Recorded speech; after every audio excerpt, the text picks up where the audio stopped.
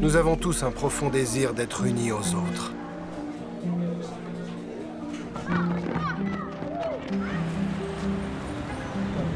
Nous entrons en relation les uns avec les autres par la technologie, par de simples interactions quotidiennes, par le fait de se déplacer d'un endroit à l'autre. Nous communiquons nos joies, nos instants préférés et nos déceptions réciproques quand c'est terminé. Nous avons tous besoin de ces liens qui ajoutent un sens à notre vie, de ce sentiment d'appartenance et de construire des relations durables. J'aime notre petit groupe. C'est ce que j'apprécie le plus dans notre parcours alpha. Je me suis fait tant de nouveaux amis. Je regarde autour de moi le premier soir, sans penser nécessairement qu'ils deviendront des amis. Mais ça arrive. Je suis impatient de les rencontrer chaque semaine et d'avoir de leurs nouvelles. Si certains ne viennent pas, je suis déçu de ne pas les voir, ils me manquent. Nous rions beaucoup ensemble et parfois nous pleurons aussi. Nous voyons l'expression du visage qui change. Et si votre expérience ressemble à la mienne, alors vous goûtez déjà à la vie d'église. Votre petit groupe alpha est un microcosme de l'église. Le petit groupe alpha, c'est déjà l'église, qui est bien sûr plus grande et encore plus merveilleuse. Elle est tellement différente de mes anciens préjugés sur l'église. Avant de connaître Jésus, j'associais deux mots à la parole église, l'ennui et aussi l'édifice. Je n'aimais pas l'église. Il est curieux que, pendant les 300 premières années de l'histoire de l'église, celle-ci n'avait pas d'édifice. Elle ne peut donc pas se limiter à cela. Ces structures n'en sont pas l'essence. C'est comme si on disait « qu'est-ce que le mariage ?» On pourrait dire « le mariage est une bague ou encore un certificat. C'est une cérémonie. » Oui, mais ce n'est pas là l'essence du mariage, car le sens du mariage est tellement plus profond que cela. Et on trouve au cœur de l'Église quelque chose de tellement magnifique, remarquable et unique. Non seulement j'apprécie maintenant l'Église, mais je l'aime. Il y a tant de choses à dire sur l'Église. Ce n'est que le début d'une introduction, une sorte de hors-d'œuvre. Ce n'est pas une théologie de l'Église. Ce n'est même pas l'introduction d'une théologie de l'Église, mais juste une avant-première. Je vous encourage à vous investir dans la découverte, durant toute votre vie, de la merveille et de la gloire de l'Église de Jésus-Christ. En guise d'introduction à l'Église, je vais essayer de me focaliser sur des réalités qu'aujourd'hui j'associe à l'Église et qui expliquent pourquoi j'aime l'Église. Tout d'abord, l'Église, ça veut dire avoir des amis. L'Évangile selon saint Jean dit « Vous êtes mes amis. Je vous ai appelés amis. »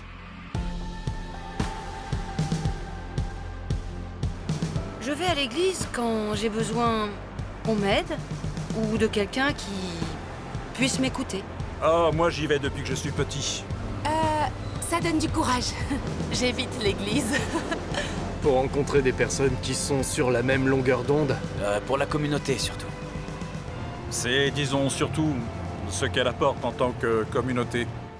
Même si je suis pas chrétienne, je vais à l'église chaque semaine car j'adore être avec les gens là-bas et tout le monde est si chaleureux et si gentil.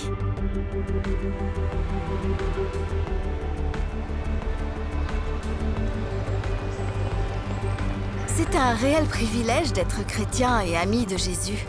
De lui parler, de lire ce qui le concerne, le découvrir.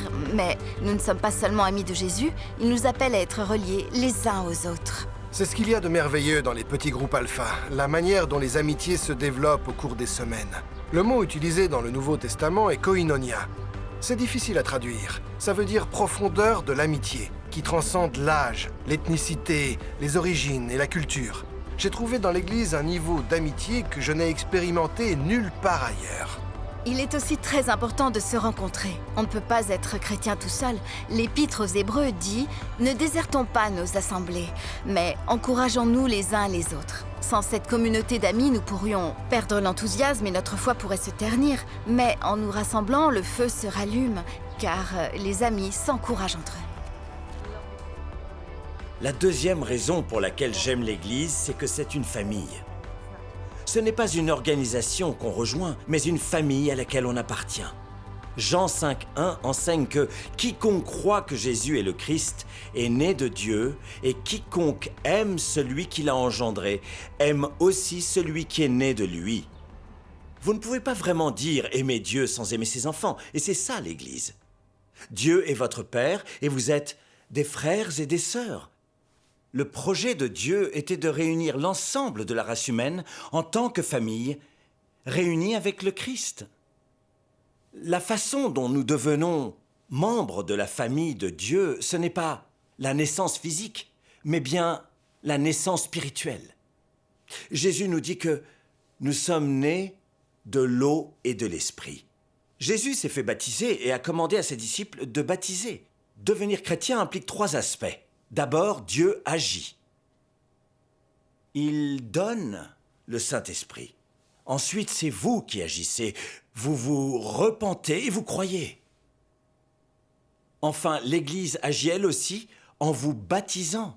Le baptême est une marque visible de ce que signifie être un membre de l'Église. C'est un sacrement, et l'eau signifie que vous êtes lavé du péché. Elle symbolise le Saint-Esprit. Les fleuves d'eau vive. Jésus a dit que de votre sein couleront des fleuves d'eau vive. Elle symbolise aussi la mort et la résurrection avec Christ. Disons que cette feuille de papier vous représente. Imaginez votre nom écrit sur ce papier. Et cette Bible, c'est le Seigneur. Paul explique que vous êtes unis avec le Christ d'une manière mystique. Nous tous qui avons été baptisés dans le Christ Jésus, avons été baptisés en sa mort. À présent, tout ce qui arrive à ce livre arrive aussi au morceau de papier. Donc, quand Jésus est mort sur la croix, vous êtes mort. Quand Jésus a été inhumé, vous l'avez été. Votre ancienne vie n'est plus. Quand Jésus est ressuscité, vous êtes ressuscité avec lui. Pour commencer une nouvelle vie. Jésus m'a sauvé. Je suis devenu celui que je voulais que je sois. Il m'a aidé. Le Saint-Esprit ne change rien et il change tout. Vous pouvez injecter les valeurs du royaume en lesquelles vous croyez dans votre travail. Le Fils de Dieu serait mort pour vous si vous aviez été la seule personne. C'est ma bonne nouvelle, et je veux que tout le monde le sache. Jésus me relève à sa manière. Je n'avais jamais connu ce genre de joie.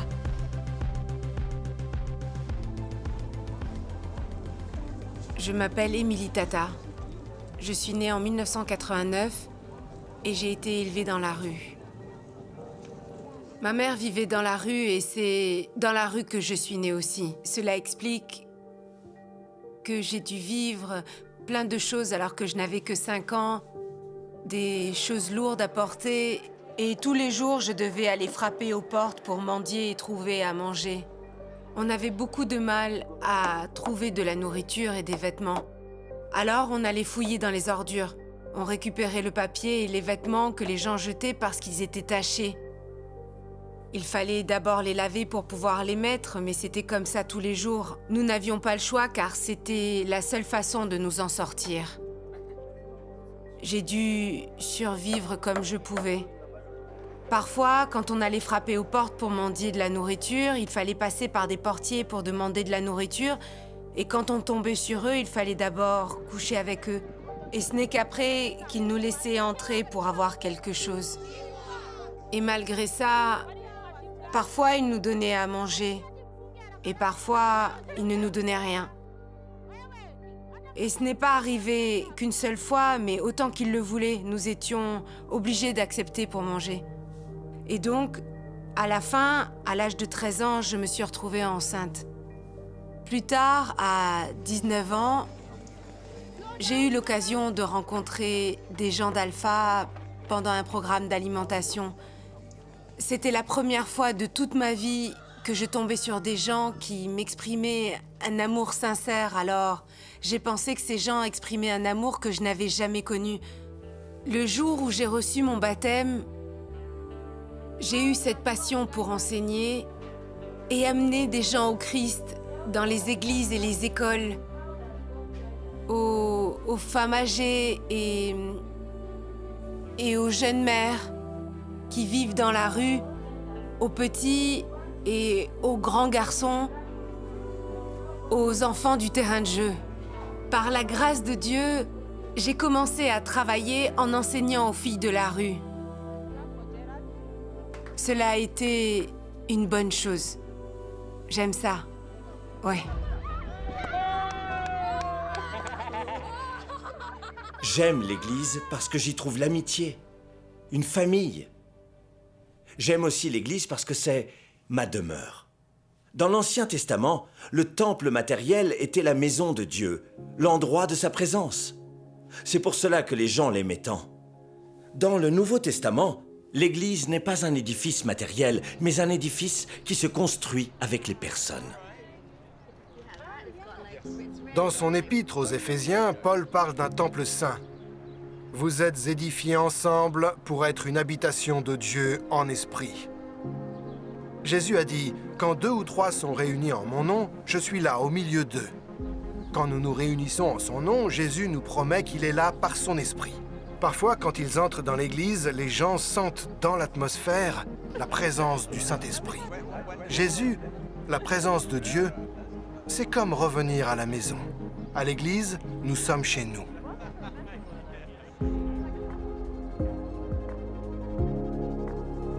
Quand je vais à l'église, j'ai tout de suite le sentiment d'être libéré d'un gros fardeau que j'ai sur les épaules. Avant, j'y allais, mais aujourd'hui, j'aime moins y aller. Je ne sais pas. Ça ne m'attire plus, ce n'est pas pour moi. Je n'aime pas y aller quand il y a du monde. J'y vais quand c'est ouvert et qu'il n'y a personne, pour rester seul avec moi-même. J'ai aucune expérience, vous savez. Quand je vais à l'église, c'est pour écouter le message.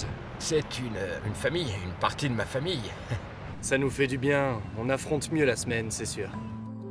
J'aimerais que chaque personne puisse ressentir cela quand elle entre à l'église, qu'elle puisse se sentir chez elle.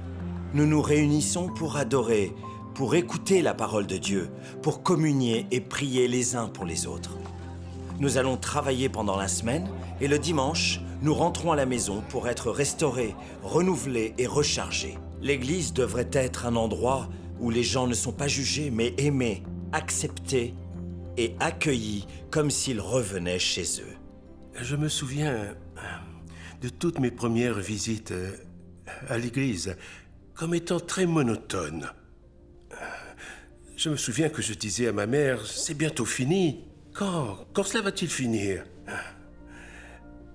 À 10 ou 11 ans, oui, j'ai amorcé une intense vie personnelle et religieuse aussi qui était tout entièrement reliée, oui, à l'expérience de Jésus. J'ai eu cette forte impression d'une relation avec lui. Oui. Mais le plus important, c'est qu'aujourd'hui, oui, à l'âge de 70 ans, je sens son amitié réelle.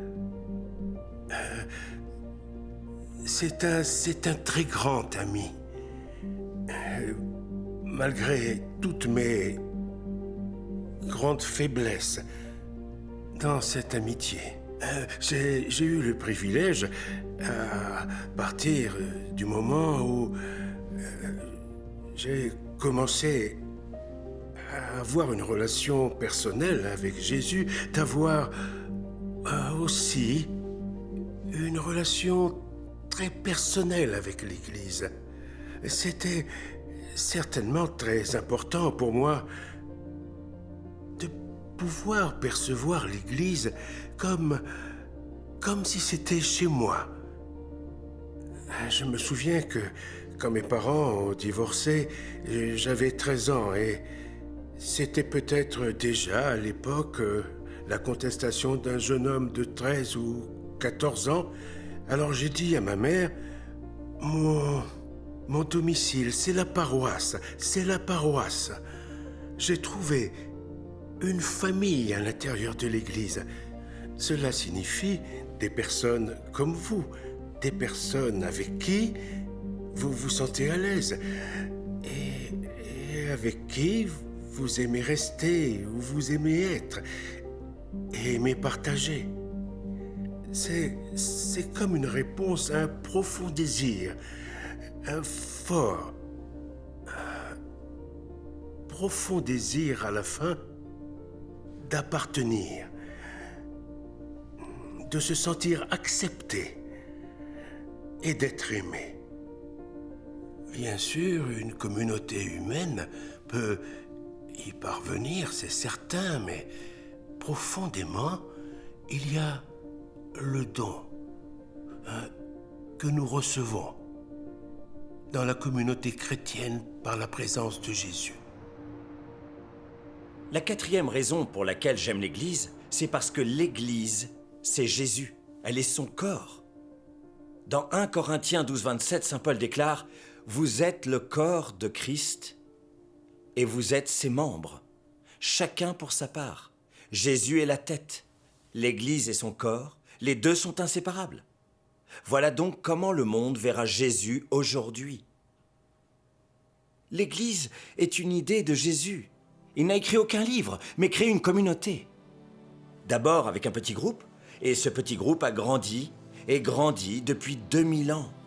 L'Église universelle se compose de tous ceux qui, à travers le monde et au travers des siècles, ont fait confiance à Jésus. Et elle est vaste.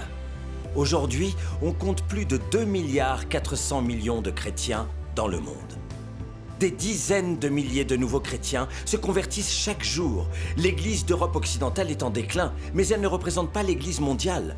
En Afrique, en 1900, il y avait 10 millions de chrétiens.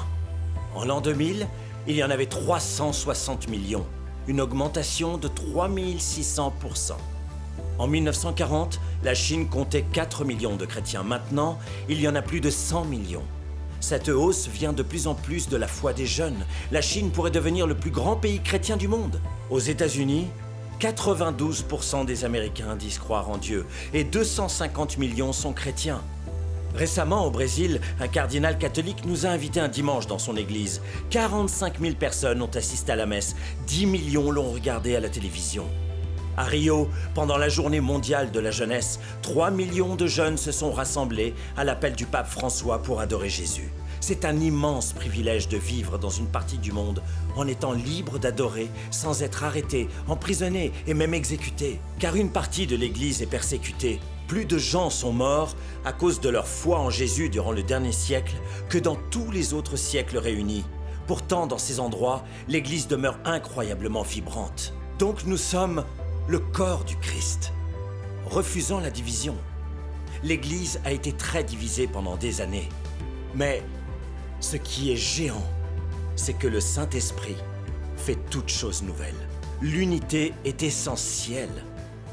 Malheureusement, au cours de son histoire, l'Église a souvent manqué d'unité. Mais nous vivons une époque passionnante où le Saint-Esprit nous rassemble. Jésus a prié pour que nous soyons un, afin que le monde puisse croire. Un monde divisé exige une Église unie. Cette unité, nous la vivons dans Alpha, car les parcours sont organisés par toutes les principales églises et confessions dans le monde. J'aime l'Église catholique, qui m'a tellement enrichi. J'aime l'Église orthodoxe, j'aime l'Église protestante, j'aime l'Église pentecôtiste. Nous faisons tous partie d'un même corps, nous ne formons qu'un, en Christ. Ce qui nous unit est infiniment plus grand que ce qui nous divise. L'unité et la vérité ne s'opposent pas, elles sont liées. Je ne détiens pas la vérité, personne ne la détient. Ce n'est que tous ensemble que nous pouvons comprendre celui qui est la vérité. Jésus est la vérité, et nous avons besoin les uns des autres. Queridos hermanos, La desunión es una herida en el cuerpo de la Iglesia de Cristo. Y nosotros no queremos que esa herida permanezca. Y me viene a la mente decir algo que puede ser una insensatez, o quizás una herejía, no sé. Pero hay alguien que sabe que pese a las diferencias somos uno, y es el que nos persigue. El que persigue hoy día a los cristianos sabe que los cristianos son discípulos de Cristo, que son uno, que son hermanos. No le interesa si son evangélicos, ortodoxos, luteranos, católicos, apostólicos, no le interesa. Son cristianos. Y esa sangre se junta.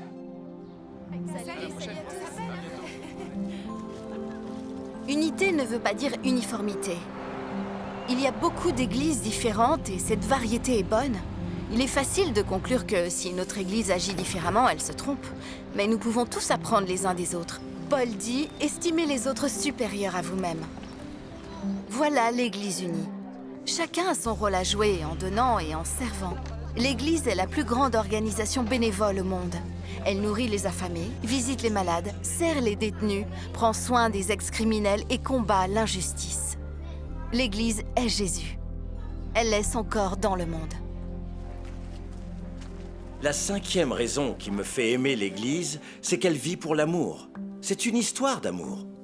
C'est une histoire d'amour entre vous et Jésus, entre le Christ et l'Église. Saint Paul l'exprime ainsi. Il dit « Marie, aimez votre femme comme le Christ a aimé l'Église et s'est livré pour elle. » Puis il parle du mariage. Mais il précise qu'il ne parle pas du mariage en réalité, mais d'un profond mystère, car il s'exprime sur le Christ et l'Église.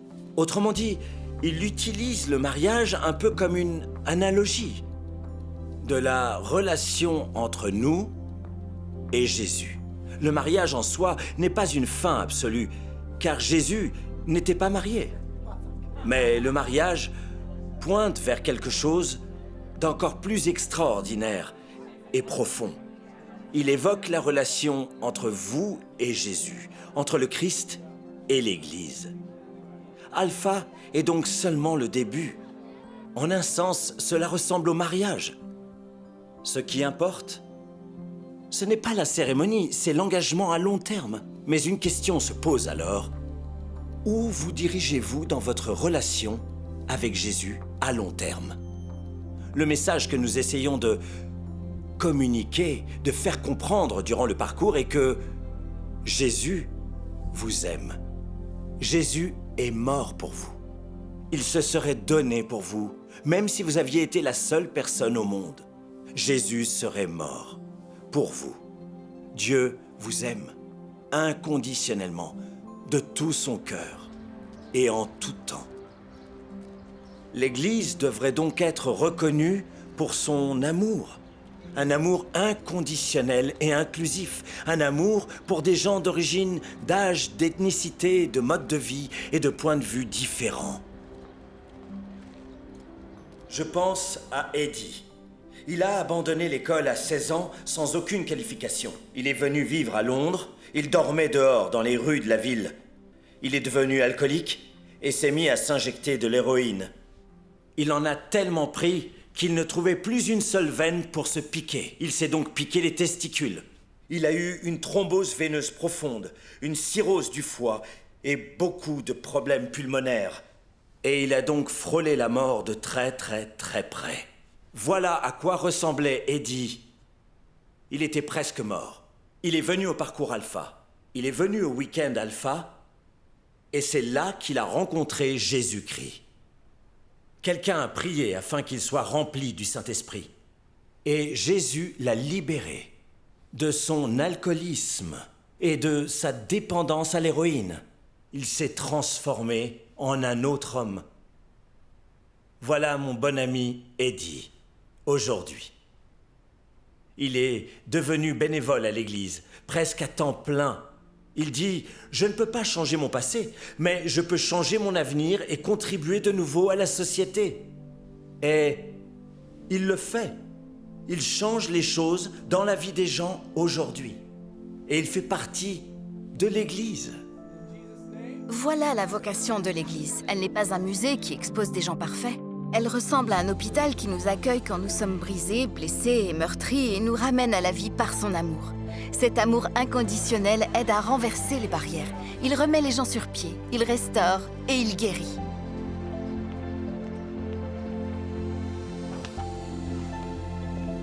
Être un chrétien signifie appartenir à une église. Vous n'allez pas à l'église, vous êtes l'église. Une communauté d'amis, frères et sœurs en Christ. L'église, c'est chez vous. L'église est Jésus, le corps du Christ dans le monde. Et l'église est amour, l'épouse du Christ. Et nous voulons vous encourager, alors qu'Alpha se termine, à vous impliquer dès maintenant et où que vous soyez. Cela a été pour nous une merveilleuse aventure. Oui, mais il ne s'agit là que du commencement. De l'amour. C'est de cela qu'il s'agit. Vous êtes aimés. Vous êtes aimés de Dieu. Et si vous ne retenez qu'une seule chose d'Alpha, retenez ceci. Dieu vous aime. Vous êtes enfants de Dieu. L'Esprit de Dieu habite en vous. Jésus est mort pour vous. Voilà à quel point Dieu vous aime. Vous avez reçu le plus puissant message du monde. Et ce message transformera des vies. Votre vie a un objectif. Vous pouvez changer les choses. Mais vous n'y arriverez pas seul. Mère Teresa a dit ceci. « Je peux faire ce que vous ne pouvez faire. Et vous pouvez faire ce que je ne peux faire. Mais ensemble, nous pouvons faire de grands miracles. Au nom de Jésus, Amen. Amen. Amen.